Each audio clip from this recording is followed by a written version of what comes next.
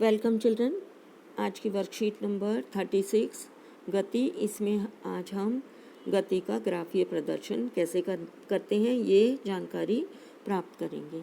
किसी वस्तु की चाल को दूरी समय ग्राफ द्वारा प्रदर्शित किया जाता है। तो चाल को हम किससे प्रदर्शित करते हैं बच्चों? दूरी समय ग्राफ। यहाँ पर आपको एक दूरी समय ग्राफ दिया है। किसी वस्तु की एक समान चाल होती है तो दूरी समय ग्राफ सीधी रेखा होता है, और यदि किसी वस्तु की असमान चाल होती है तो दूरी समय ग्राफ एक वक्र रेखा होता है।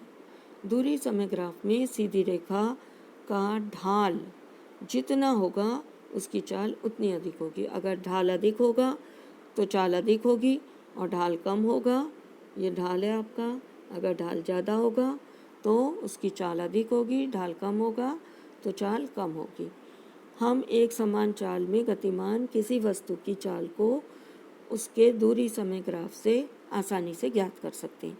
अगर हमें चाल ज्ञात करनी है तो हम कैसे ज्ञात करते हैं? दूरी समय ग्राफ से ज्ञात कर सकते हैं। यहाँ पर आपको दूरी समय ग्राफ एक सीधी रेखा दी हुई है।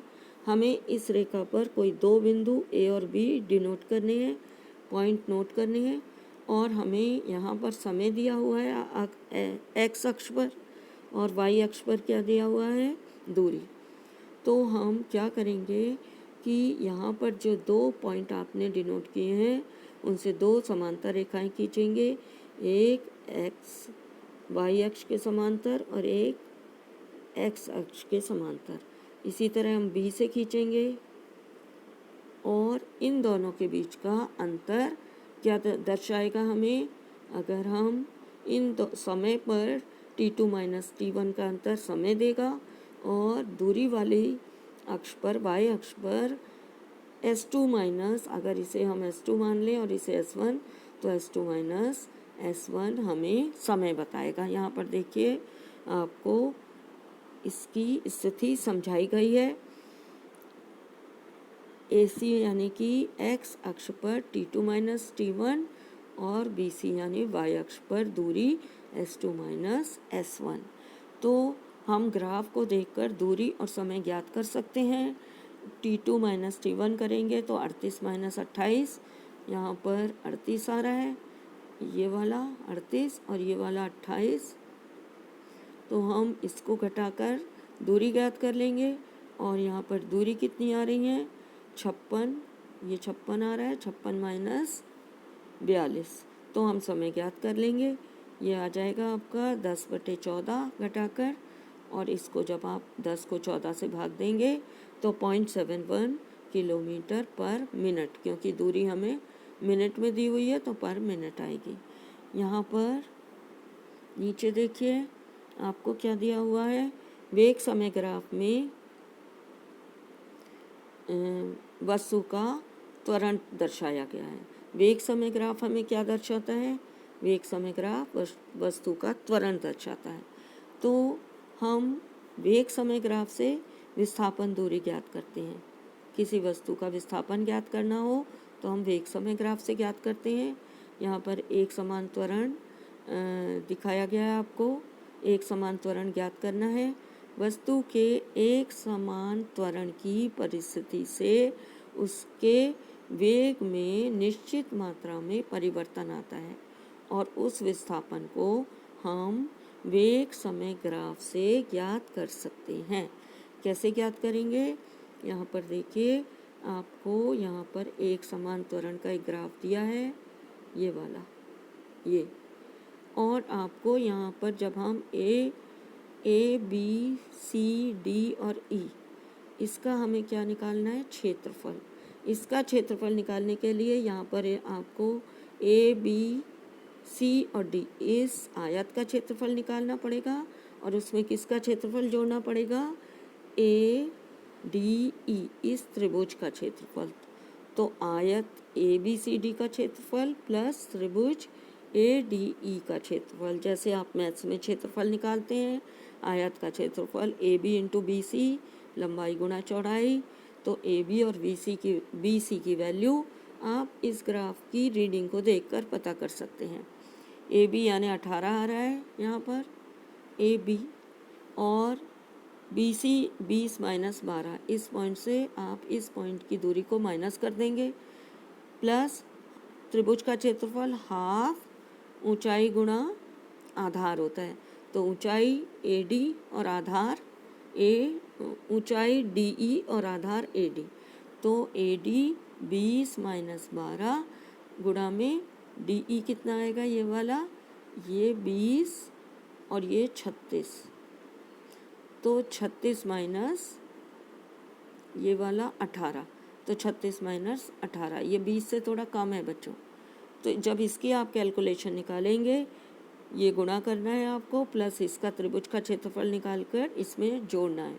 तो कितनी आ जाएगी आपकी वैल्यू, 216।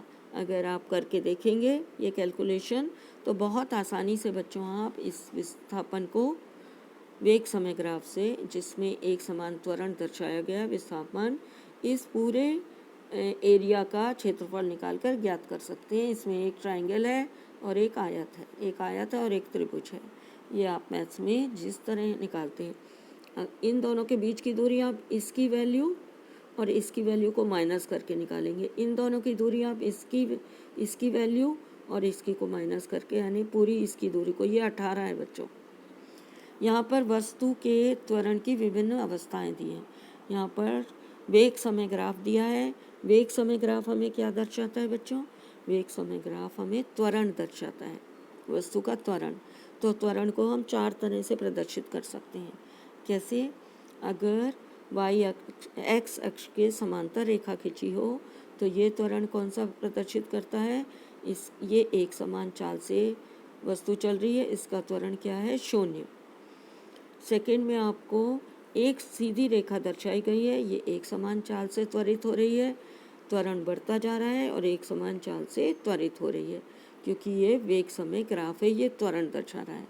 अगर आपको रेखा ऊपर से नीचे सीधी रेखा दिखाई गई हो तो ये एक असमान नहीं है, एक समान है, एक समान चाल त्वरित हो रही है, मगर यहाँ पर इसका वेग घटता जा रहा है। तो वेग घटता है, इसे हम क्या कहते हैं, मंदन गति।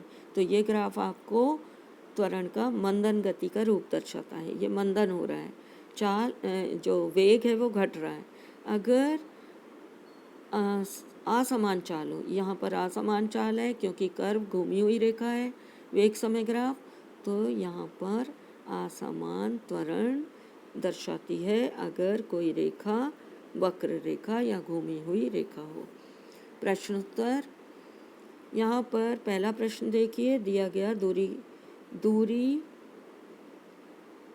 गति दर्शाता है। दूरी समय ग्राफ एक कार की गति दर्शाता है, इस कार की चाल ज्ञात करनी है आपको। तो चाल हम कैसे ज्ञात करेंगे बच्चों, चाल ज्ञात करने के लिए आपको क्या करना पड़ेगा, चाल बराबर दूरी बटे समय, 1 से 2, सपोज यहाँ पर समय सेकंड में दिया है और दूरी मीटर में। तो यहाँ पर देखिए 1 सेकंड में कितनी दूरी तय करता है, 10। तो दूरी चाल कितनी आ जाएगी, चाल बराबर दूरी बटे में समय। तो अगर हमें 1 सेकंड में चाल पता करनी कि 1 सेकंड में कितनी दूरी तय करता है, तो ये आ जाएगी, दूरी 10 दर्शा रहा है, समय 1 है, ये चाल कितनी आ जाएगी, 10 मीटर प्रति सेकंड। अगर आपको 2 सेकंड में पता करना है कि दूसरे सेकंड पे चाल कितनी तय करता है, तो 2 सेकंड पे देखिए ये 20 मीटर चलता है, तो चाल कितनी आ जाएगी, दूरी 20 मीटर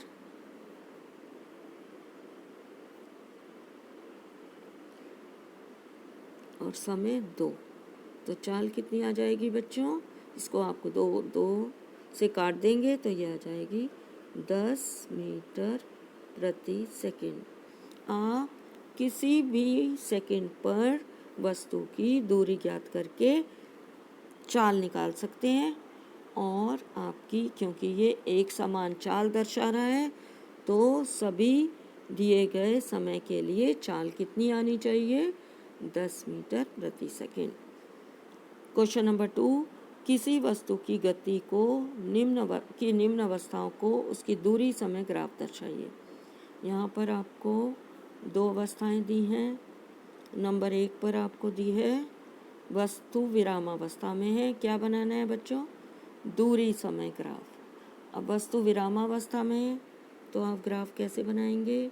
यहाँ पर आप दूरी दर्शाएंगे, यहाँ पर आप समय। तो अगर इस वाले ग्राफ में आप इस तरह एक लाइन दर्शाएंगे तो ये क्या शो करता है आपका? ये शो करता है आपका वस्तु विरामावस्था में असमान चाल से गतिशील वस्तु। अगर आपको असमान चाल से दर्शाना है तो आप क्या बताएंगे? एक कर्व रेखा दर्शाएंगे, नीचे आपको क्या दर्शाना है? समय, और यहाँ पे आपको क्या दर्शानी है? दूरी। तो अगर आप कर्व रेखा दर्शाएंगे तो क्या बन जाएगा बच्चों? ये असमान चाल से गतिशील वस्तु दर्शाता है दूरी समय ग्राफ। क्वेश्चन नंबर 3, यदि किसी वस्तु का वेग समय ग्राफ x अक्ष के समांतर एक सीधी रेखा हो तो क्या है? वेग समय ग्राफ x अक्ष के समांतर।